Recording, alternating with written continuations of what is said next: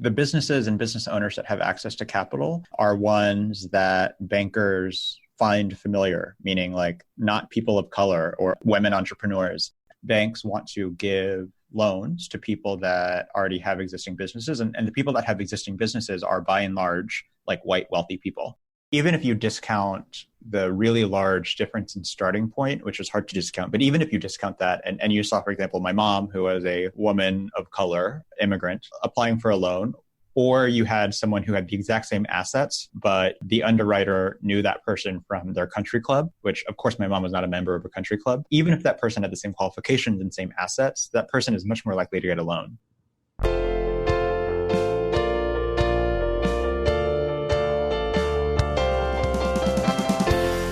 This is the Personal Finance Show.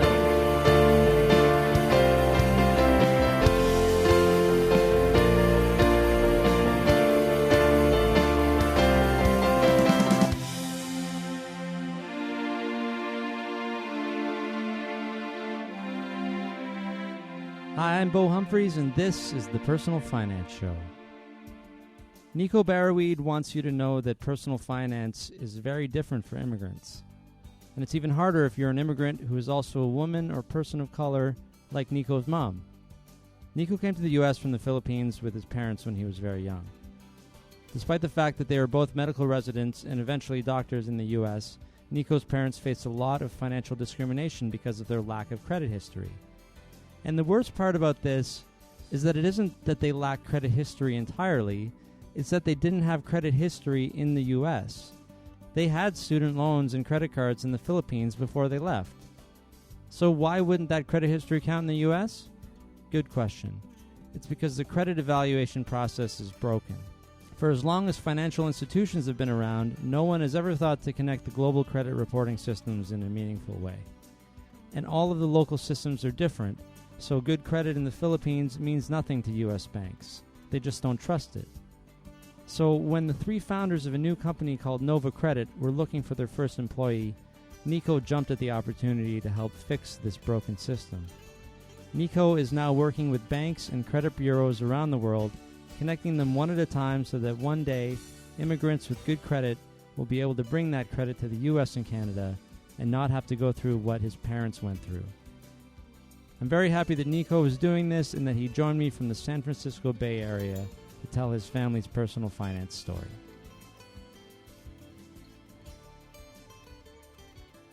My earliest memory with money is very much tied to my parents' immigration story in the U.S. and my upbringing as a son of immigrants. So when I grew up, because my parents sacrificed a lot of their wealth at the time to bring myself and my siblings over to the United States, they were very, very strict with money to the point where I always grew up thinking that we were poor. And it was not until, I went to college when I realized, oh, wait, my parents are both medical professionals. Like they're fine. Okay. And yeah. And in particular with credit, I was always sort of brought up thinking that any sort of debt is bad. Obviously now there are nuances to that story, but like, From very early, my parents hammered in home that, credit card debt is bad, debt for personal expenses is bad. And so that was sort of what stuck with me when I graduated from college and got my first credit card. And I was like, oh no, I'm doing something bad. And so I've had to evolve a bit from that view. That's not a bad way to start. It's better than starting from the other extreme. Yeah, exactly. So start from there and then,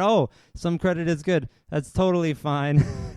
Right. You're not going to get in much trouble. You might have missed an opportunity to spend something. That's the only risk of this upbringing. Yeah. That's the only downside. Well, I think the other thing, which I'll probably modify as I, have children and have them entering adulthood is that the people I saw that had the easiest access to credit after college and in their first year were those whose parents had opened up credit cards for them when they were, in high school or college and they already had a credit history. Whereas like I faced the same issue that a lot of immigrants do going to the US and Canada, which is that like, because I was new to credit, I could only get a small secured card. Interesting. That's a very interesting perspective because you wait, you were born here or no?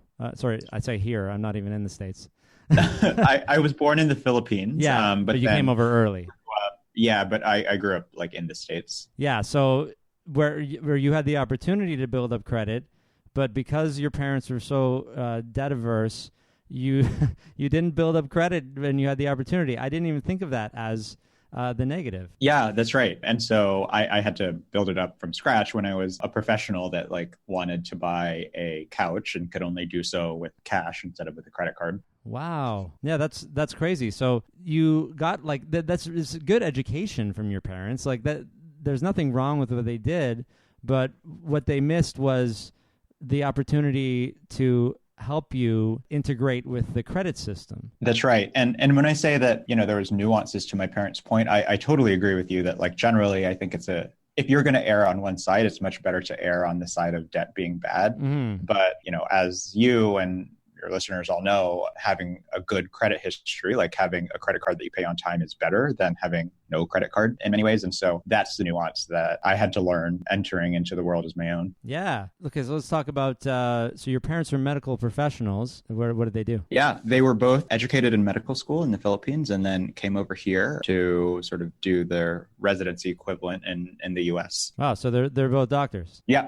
that's right. So you had doctors as parents, and you thought that like you were poor pretty much. Yeah, because so I think a few things. One is that my siblings and I, from growing up, were all in pretty good private schools. And so tens of thousands of dollars of my parents' income went to their children's education, which was obviously a huge sacrifice for them. Sure. But because from their perspective, if they had calculated that in pesos, regardless of however much they earned in US dollars, they could not imagine their parents spending that much in Philippine pesos. And so they always thought that they were poor and could never afford anything. But I don't think that was totally true. But it very much made its impression on me where, I am not at all a profligate spender. Okay, I see. So that the schooling was so expensive that they felt poor. Yeah, that's right. Yeah, that's interesting. I mean, I'm sure a lot of parents today would agree the sacrifices made to put their kids in private school. It's very expensive. Yeah, totally. And because we went to private school since we were very young, as they were growing their income, they always had that fixed expense, regardless of how much they earned. Okay, so what was the credit experience for them then coming across? So they had to pay for everything with cash whether they want to or not. Right? Yeah, that's right. Because despite having good credit history in the Philippines, my parents both had credit cards and student loans and stuff that they paid on time in the Philippines. When they moved to the US, they needed to get a car and they needed to buy furniture and all the stuff that immigrants need to get is expensive when they first move to a country. And so when my parents tried to get a credit card, they had to get, like me, when I first went into the working world, they could only get a $500 secured credit card, which of course was not enough money to pay for household expenses. And they couldn't get an auto loan for their car, which was problematic because they needed the car to go to residency. And so those struggles that they faced really, really stuck with me and really influenced sort of what I've been deciding to do with my life. Yeah. And, on top of that, just so if people don't know what a secured card is, of course, you have to give them exactly the amount of money that the credit limit is. And they probably put it in some kind of safe investment for you, hopefully. And then if ever you decide to cancel that card, then you get the money back. And it's really just for convenience purposes only to be able to use a credit card in a situation where, like you say, renting a car or a hotel where you need one. Yeah, that's right. And in fact, the secured card that I think is a starter card for a lot of people after college and for a lot of immigrants is kind of a silly concept where you pay $500 into some account that you can't touch. And then you get a credit card with a $500 limit, right? So, you don't, you're not actually leveraging yourself in any way. You're saying, yeah, you can have $500 and I will spend $500. But what it really does is it allows you to build a credit history, which is much more important than using that $500 in cash. Yeah, I think people discount not a lot of people, but there's some people that I've known who just prefer to live on cash, and society does not favor them. Yeah, I think that's right. I mean, if you live on cash, then you have to buy your house in cash, which in a city like Toronto or San Francisco is several $100,000, if not millions of dollars. So your parents, they eventually then had to buy a house. Did they then wait until they had decent credit, or were there limitations there for them? Yeah, that's right. I remember all of us back then, a family of five, all living in a small apartment for two reasons. One is that one-way credit is used is with landlords. And so when my parents as tenants showed their landlord, basically they didn't have any credit history. The landlord was like, okay, pay like 9 months of deposit, which was again another Whoa. enormous cash outlay for immigrants. So not even a mortgage problem yet. We're just having a rental deposit problem. That's right. And Wow. so, one of the reasons why we had to be in such a small apartment was because larger apartments would require larger deposits. And so, like, I remember all of us cramming into a small apartment from the beginning. The other reason why we had to be in such a small apartment was the fact that, of course, they couldn't get a mortgage without having credit history. And so they had to build that up before we could actually buy a house in the US. Yeah. Do you remember how long that was? Or did they buy a house? I want to say it was like 4 years. So, like, they had to save up for a down payment. But even after that, after they saved up for the down payment, they still needed to have like a really good credit history because, as yeah, and as your listeners might know, a mortgage usually is like 15 to 30 years. And if you have a bad like interest rate, then that follows you for 30 years. Man. So yeah, you have to save the money. So they're working their tails off. I mean, I guess they'd be in residency for a little bit before they got real doctor money. And right. So it probably took a while, but and there were, you said five, so three kids? Yeah, that's right. So yeah, are you the youngest? I'm the oldest. You're the oldest. Okay, so you don't seem that old at all. So how, is everybody in their 20s now, or? Yeah, that's right. So like my youngest sibling from then, my parents had another sibling when I was in high school, but my youngest sibling from then just graduated from college a couple of years ago. And so now it's funny actually, because now that we're all adults, we're all realizing how stingy we've all become as a result of our very immigrant parents' upbringing. Again, not a bad problem. Something you can definitely work with, as opposed to the opposite. Right. So let's talk a little bit more about you before we get into the business, which is all still very relevant to this story. So you went to school then.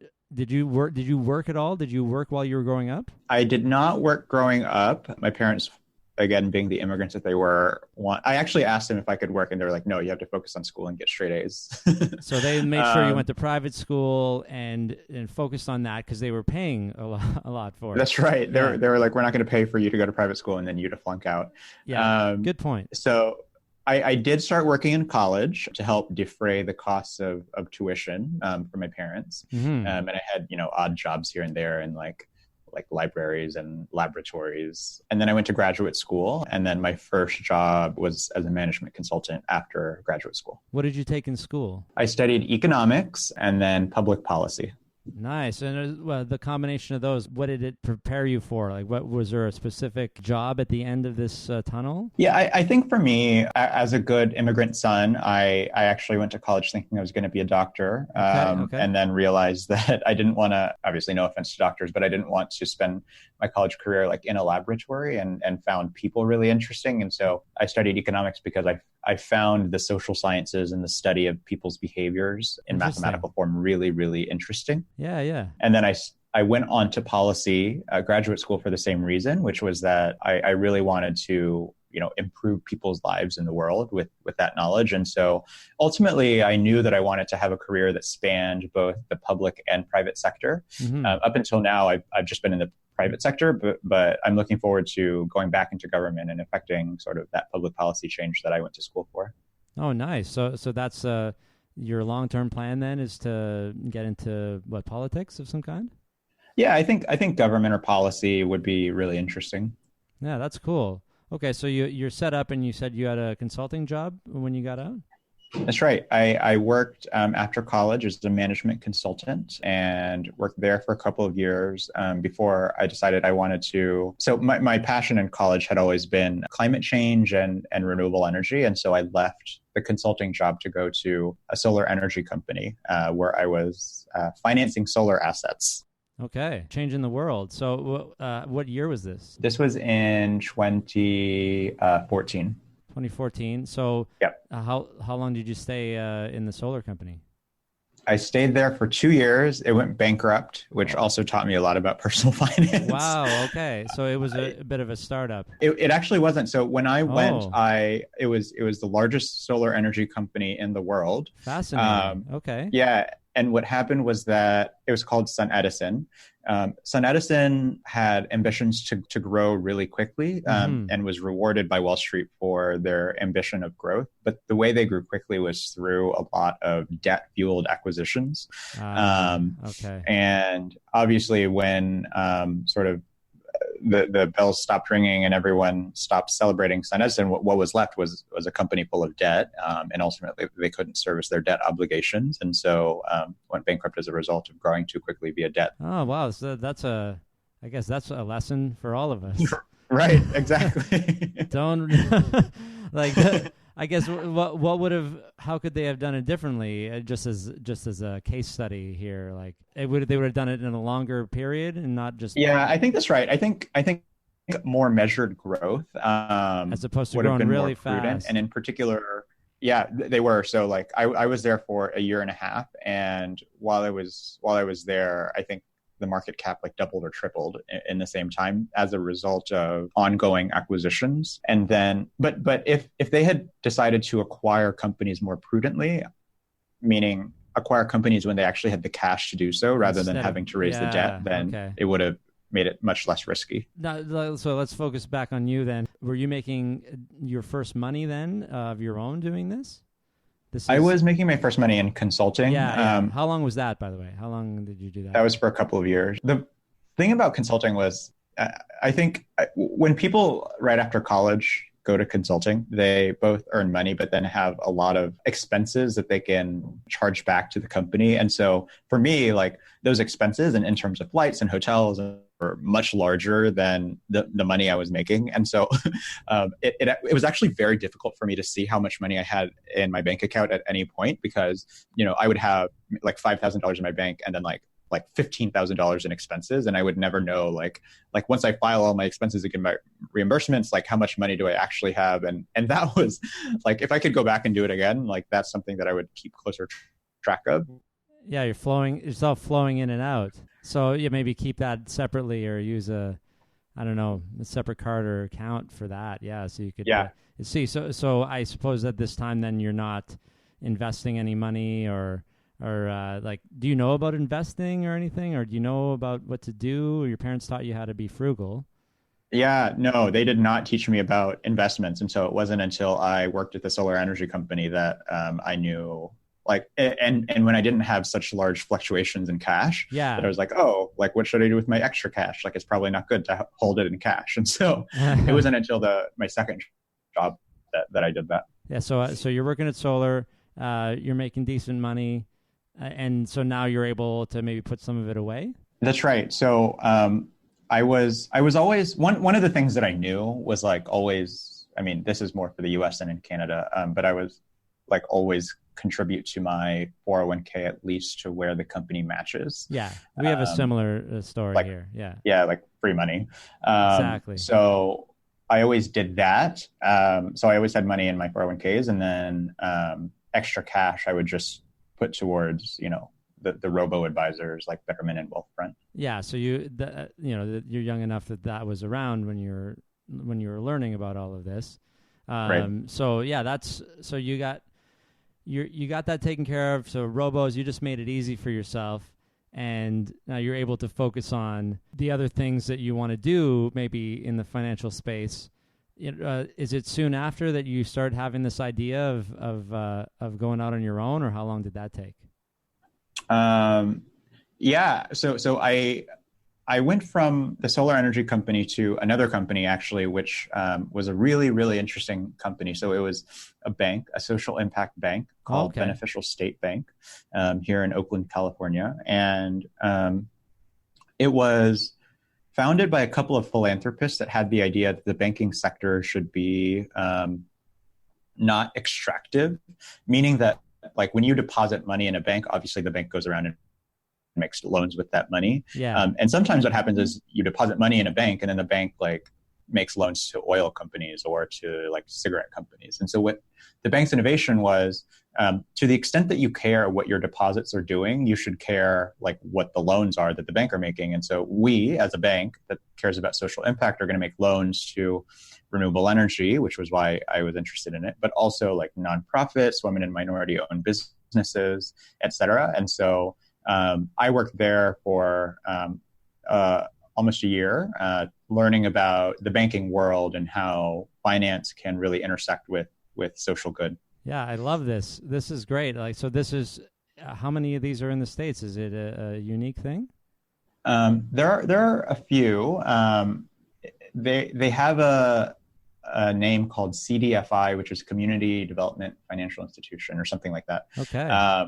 And what they do is they are banks that want to use their lending portfolio to actually do good in the world. And so they say you should deposit your money with us because we're gonna actually try to improve the world. And what was the name of it again? Beneficial State Bank. Great. And so can people from anywhere in the States sign up for this bank? Yeah, totally. So this bank accepts deposits from everywhere, but they only have branches on the West Coast, so in California, Oregon, and Washington. So likely it's not going to be helpful if a New Yorker tries to open an account with this bank because there's no branches in New York. But you can find CDFIs that are anywhere in the U.S. and one that will likely have a branch close to you. That's great. And now I'm wondering if we have anything like that in Canada, but I think it's a fantastic thing. So yeah, what would you say did your mind sort of expand as to what can be done in the financial space? Yeah, totally. I mean, I think even up until this job, I still was under the impression that debt is pretty bad, Okay, yeah. But what this bank showed me was that, there are some really interesting entrepreneurs and causes that just cannot expand because they can't get the capital to expand. And it's only a very small fraction of companies that can raise, VC, venture capital money. Yeah. All other types of companies have to get bank loans. And so when I realized that shortage of capital need, I realized actually that the good that loans can do in the world. Yeah, that's a really good point. I'm really debt averse, and I don't recommend consumer debt to individuals. But I actually have a completely separate opinion about borrowing or lending to companies for growth. I think that it's the only way. It's the only way to grow. Of course, not in an accelerated way like your solar company did. Let's put the qualifier there. Right. But within reason, right? I mean, especially, maybe you got to build up a little bit, but if you want to get to the next level, sometimes you need an influx of capital, and it's not always going to be able to come from, a rich family member, or you happen to know a VC or be in the right business to get venture capitalists or angel investors. Yeah, that's right. And I think, unfortunately, the businesses and business owners that have access to capital are ones that bankers find familiar, meaning not people of color or women entrepreneurs. And so what we found was that there is a dearth of entrepreneurs from these communities. And so what we tried to do was give them access to responsible capital so that they could go and employ a ton of people and show others that women and minorities can be great business owners. And so that was the gap that we were trying to fill in some ways. That's a really good point to make. And I don't know if everybody even realizes that. Did you have direct experience with any? Do you have any examples from when you were working at the bank where you saw this, or just stories from the banking industry? Yeah, I mean there were a lot of folks in the local community that tried to go to, they had nonprofits or they had small businesses, and they tried to go to other typical sources of capital. Mm-hmm. And they couldn't. I mean, a good example is my parents. So my mom started a clinic for those in car accidents because she saw that those people, it was often expensive for them to get adequate medical care. And she actually did try to get a small business loan in the US and was repeatedly rejected. And so she actually had to grow her business without any access to bank loans. And this is a doctor. Yeah. It just happens to be a woman and an immigrant. Yeah. But, I mean, I don't see, on paper, how would she look any different than anybody else, right? Yeah, that's exactly right. And I think, I hesitate to say the bankers that were looking at her file were, racist or sexist, but I think that there are systematic biases that make it harder for generally women and minority business owners to grow their business as fast as everyone else. And it's also possible that they were actually racist as well, the people. But we can't prove that. But yes, no, you're right. It could be a combination of all of that, which then makes it even worse, right? If the people just happen to be racist. And what do you have any more info about why that is? Is it just the system was built up that way and it's still like that, and there's no clear reason? Like somebody looks at a piece of paper and it says, Filipino woman, even though she's an MD, somehow they just think more risk. Yeah, I think it's that. I think that they see more risk. I think one part is that the root causes go back a lot, but one of them is that it's hard for people to start their first business. So banks want to give loans to people that already have existing businesses, and the people that have existing businesses are by and large white wealthy people. Of course. Yeah. And so the effects just compound, where what you see is a widening gap in wealth outcomes between the white landed class and everyone else. Yeah. So this is the wealth gap, right? Right.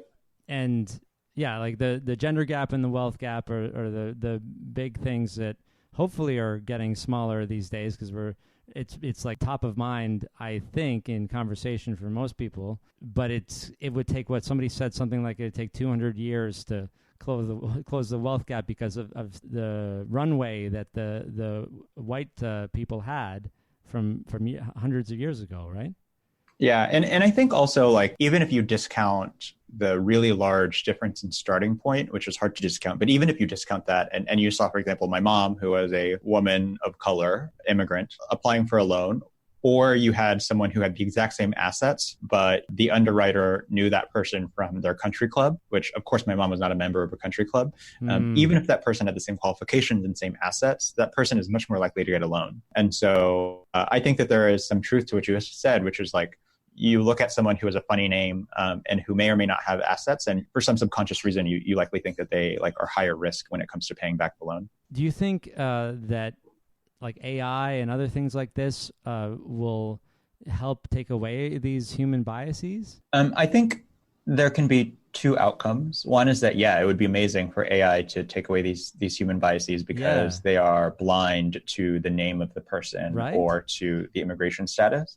But I think the opposite can be true as well, which is that the quality of the outputs in an AI model are only as good as the quality of the inputs. And to the extent that the quality of the inputs is sexist or racist because they only have training data from sexist or racist underwriting outcomes, then AI is not going to change that. That's terrible. And so, there are a lot of fintech companies in San Francisco that are using AI underwriting models, but that are actually having discriminatory outcomes because of this issue. And so the regulators are very careful to note not just what the model is, the model itself, the variables, the mechanics of it might not be racist. I mean, it's very obviously not racist, but then what's important is the outputs of that model. I never thought that we could have racist and sexist robots. This is this is the worst. But what you're saying makes so much sense. It's only as good as the quality of the programming. Yeah, and it's if, for example, you had 100 Google searches that all where everyone searched because people are generally have some subconscious bias, women, and the next search term is housewife, right? So Google sees all of the data coming in as women housewife, even if Google's equations are not racist, what could come out is a racist outcome, a sexist outcome, because they only had sexist inputs. And so I think that's the danger with AI and machine learning. Wow, yeah, because they learn from the society at large right now. Yeah, that's right. Yeah. Well, okay, so we still have a long way to go there. I'm sure we could keep trying to theorize, and maybe hopefully you will be one of the ones to help fix this broken system. But you obviously you were wide awake then after being in this banking, social impact banking environment. And where did you go next? Next, I went to the startup that I'm currently at. So I was the first business employee at the startup called Nova Credit. Yes. And I was attracted to this company because of exactly the issues that we've been talking about, which is that like personal finance and like immigration and growing up as a sort of person of color, like very much intersect and made personal finance top of mind for me. And in particular, as I mentioned, like immigrants cannot bring in their credit history, no matter how good it is, from abroad into the US and Canada. Yeah. Well, and let's also qualify that too. Canadians can't bring into the US, right? That's right. Like I'm an immigrant. To the U.S. if I were to come over. There are some asterisks there, which is like if you are a customer of TD in Canada, TD could be able to use your data in the U.S. Okay, so there's some exceptions. American Express, but it's only like very narrow cases where you have to use the same bank and you have to like hope. For example, like Scotiabank doesn't have a U.S.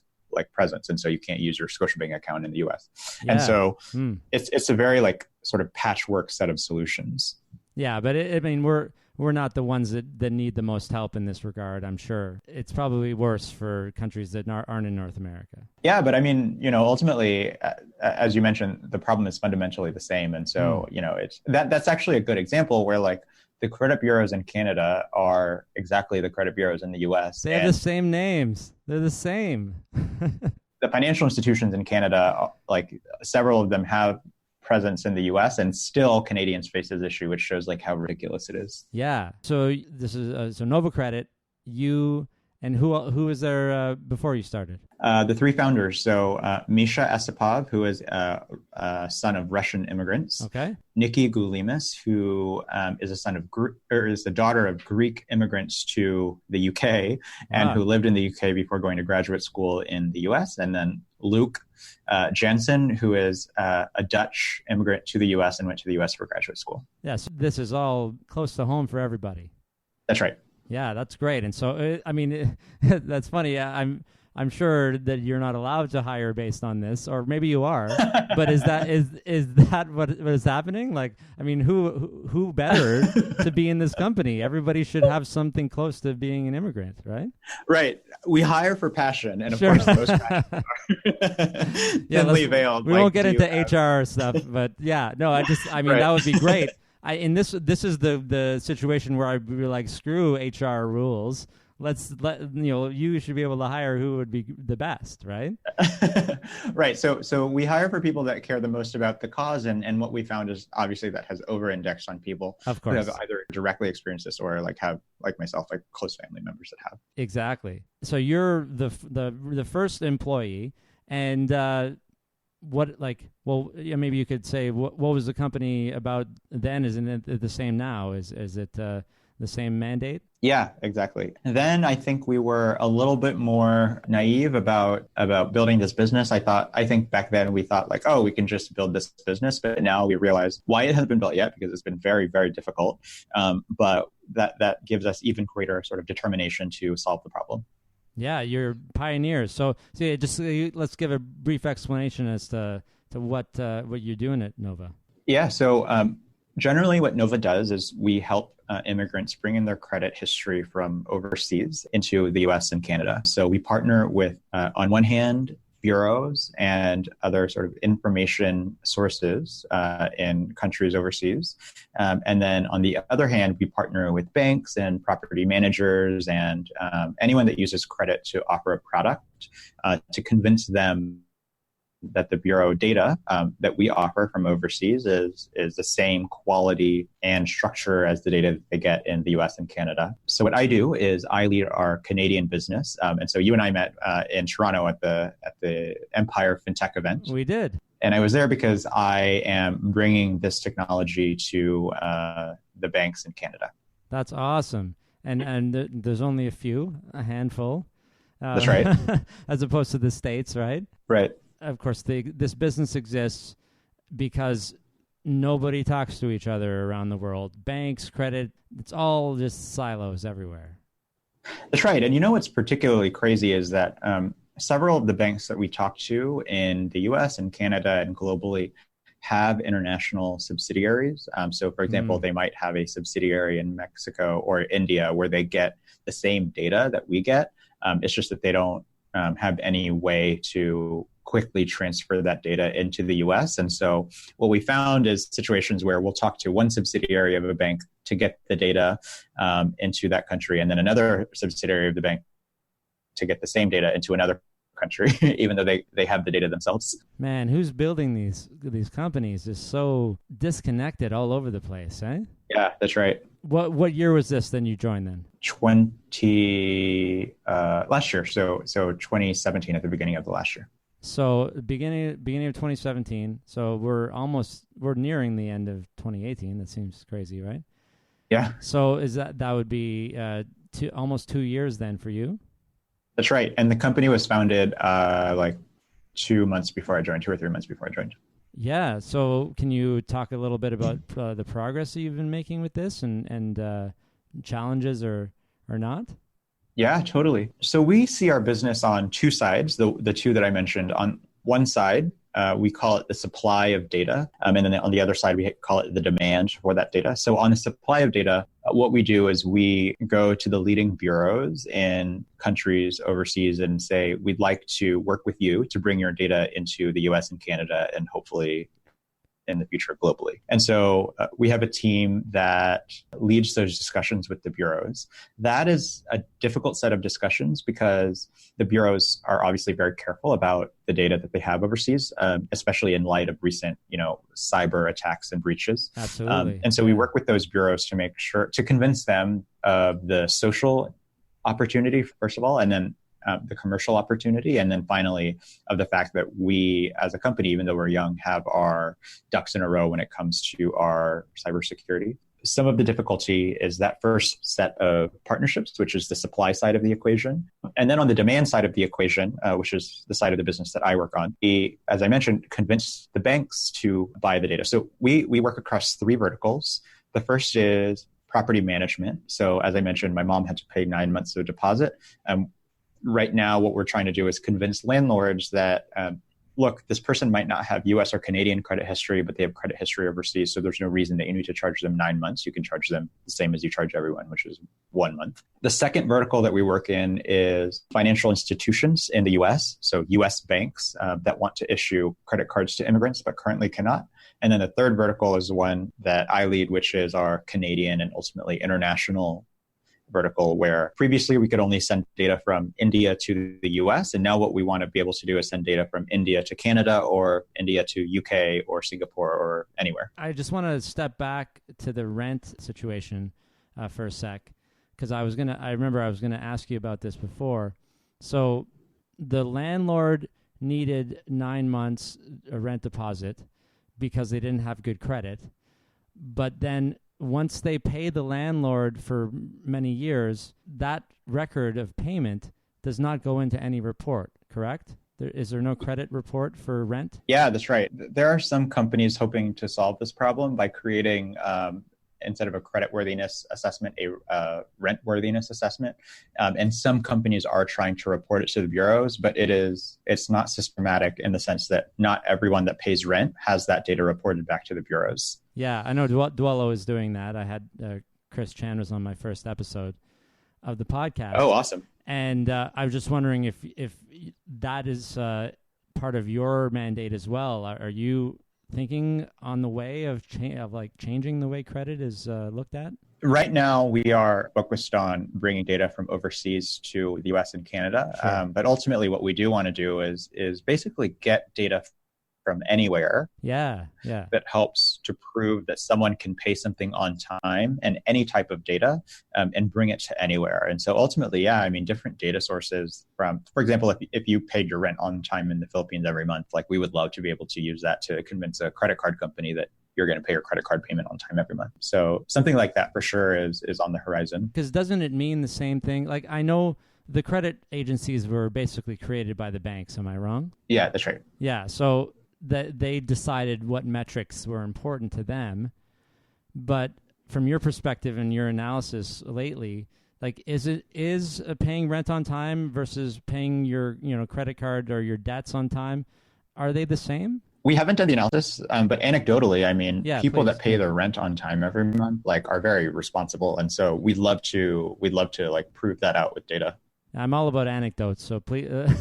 But I know you have to say that so that you're not quoting the company information or anything. But yeah, no, feel free to share those because I'm interested in your opinion based on your experience as well as the data that you've collected. Yeah, I mean, what we found, especially among low-income individuals and families, is that part of the reason that they stay low income is because despite the fact that they have really good record of paying, for example, their utility bills on time or their rent payments on time, that doesn't get reported. And so they keep having to get high interest loans, and that high interest loans means that they can't build their wealth, right? If we could find a way to report the regular payments that everyone's doing, but don't get reported to the bureaus and use that for getting lower cost loans, like that is the holy grail. Yeah, that sounds amazing. Anything that keeps people off the payday loans is a good thing for me. Right. So I guess I got a couple of questions. Why India, first of all? Why would you start with them? When we were first starting the business, we did the analysis to show which countries are supplying the most immigrants to the US. And now we include Canadian immigration flows in that analysis. Sure. And which immigrants are most likely to have credit history abroad, meaning like which ones were the most credit active in their home countries. And what we found was when you look at visa categories for people that are coming to the US and Canada for jobs or coming to the US and Canada on skilled visas, they tend to come from a handful of countries that comprise like 50% of the population.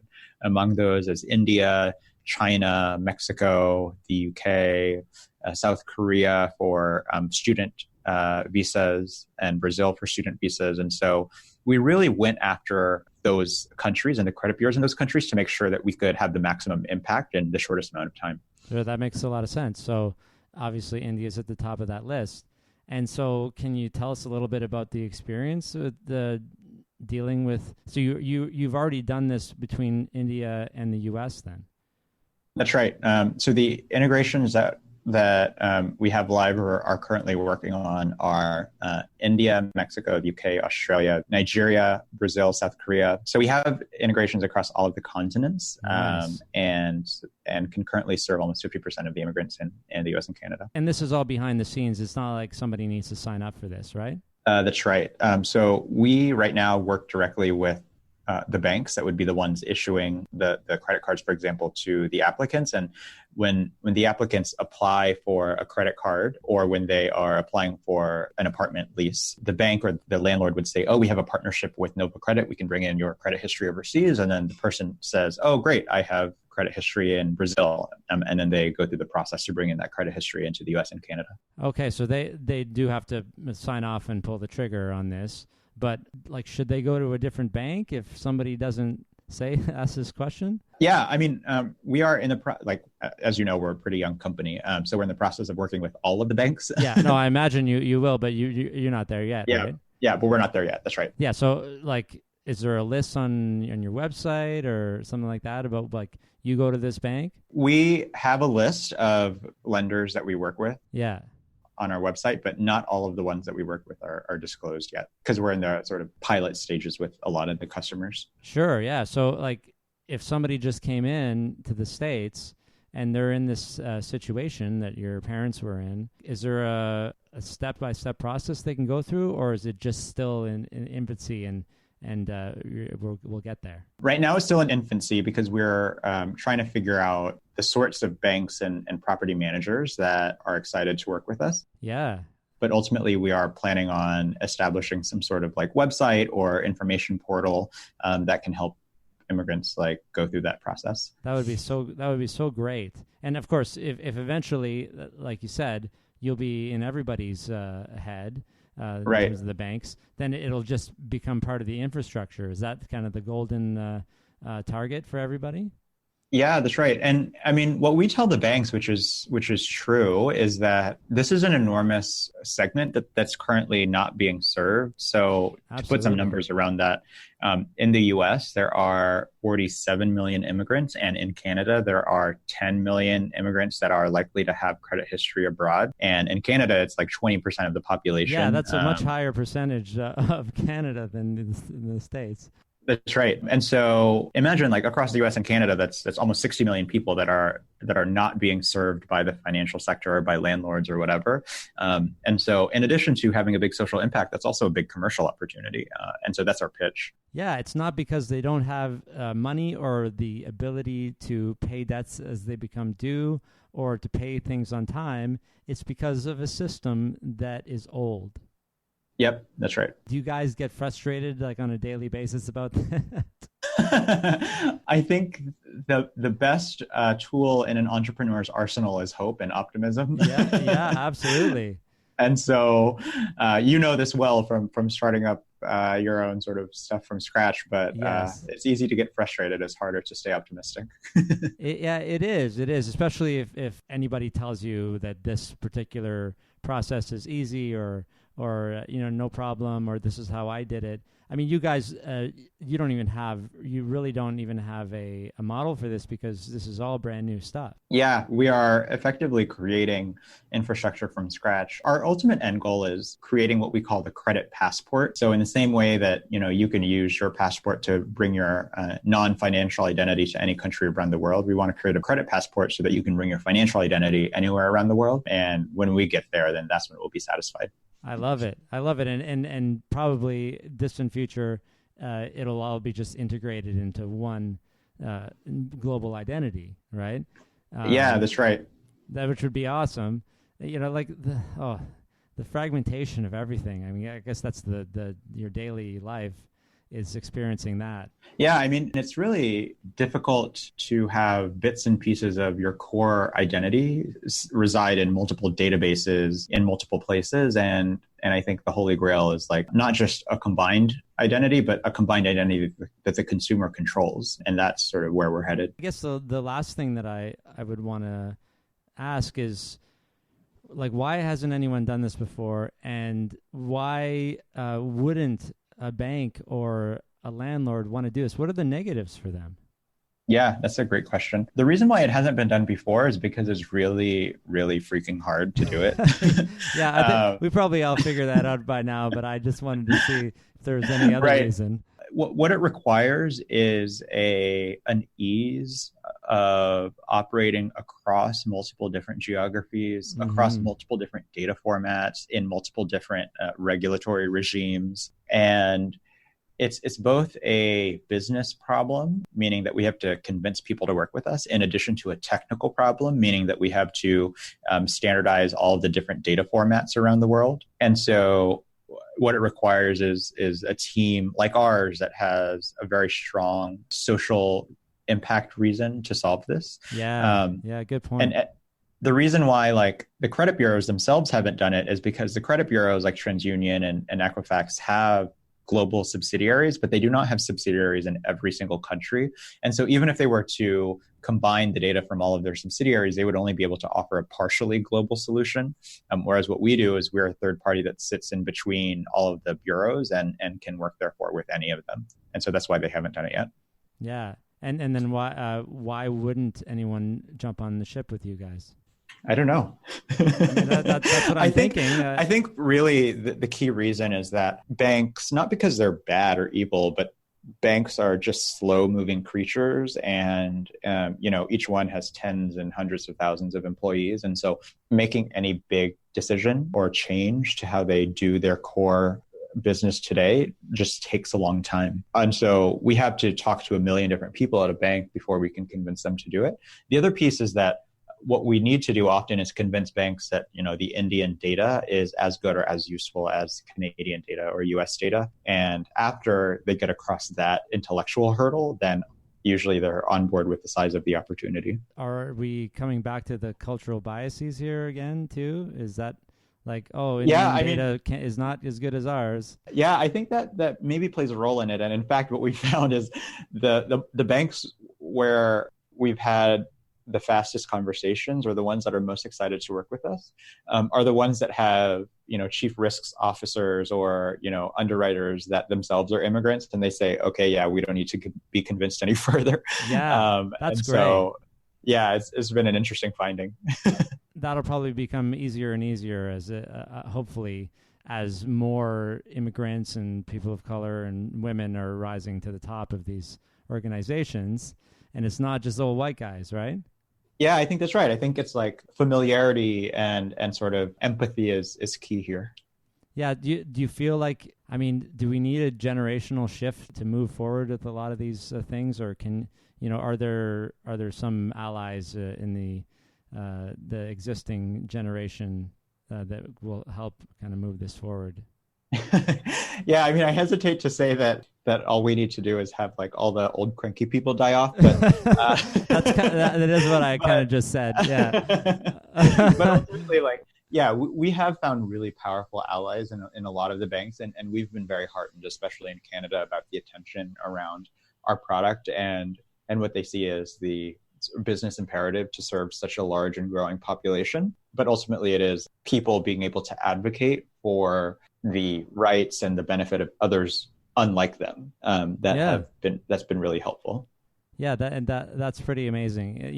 You guys have a really great thing going on here, and I'm really glad you're able to come on the show and talk about it, talk about your story, and talk about where, like, how you're going to be making a difference, and maybe next president or something, right?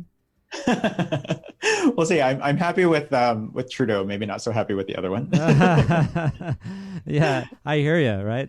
Let's try to make some change across the board. But I feel like what you're doing now, I just like a lot of people are doing things like this in the different areas that they're in, and I've had a good handful of them on the show because I love disruption and I love progress and change, and also shaking up existing systems that are based on really old and likely racist and sexist ideology. So this is really good stuff. Thank you. Yeah, and I think ultimately, like, the way innovation happens is by asking the hard questions, like we've done, of why is it like this? Ultimately, like, if you've been in an industry for 25, 35 years, you forget to ask, why is it like this? And I think what's really exciting is that we just have a new crop of people that are, both because of their naivete, but also because of their optimism, are asking, like, how can we change this? This seems dumb. And so that's what I'm most excited about.